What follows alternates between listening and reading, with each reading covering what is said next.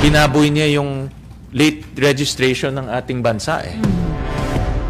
Itong si Angelito Go, isasama ko sa resolution para mapatawag rin. Dahil sa pagbababoy niya ng late registration ng ating bansa, nagkaroon tayo ng ganitong issue. No? Meron tumatakbo bilang mayor, masyadong garapalan eh. Hindi lang isang beses niya finake yung birth certificate, 4 na beses siya nag-fake ng birth certificate. Aside from kay Alice Go, meron yung kay Sheila Go, kay Seaman Go, kay Wesley Go, lahat fake ang binigay na information.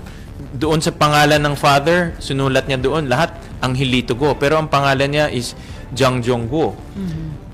Tinanong doon, nationality, sinulat niya Filipino. Pero ang kanyang nationality, Chinese. 4 times niya ginawa yon.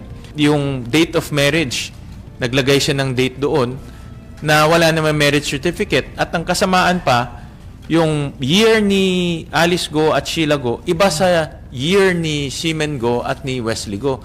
So halatang nagsinungaling siya para makakuha ng fake birth certificate. Hindi ko na po masyado maalala po, Your Honor.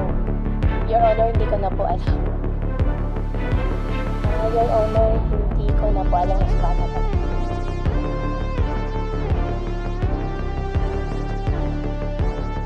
Magpa-file rin kami ng resolution to investigate yung fake birth certificates sa ating bansa. Dahil doon sa hearing, lumalabas na mayroon 300 plus na mga fake birth certificates, of which 60 plus foreigners ang kumuha. No? So magpa-file ako ng resolution to investigate that.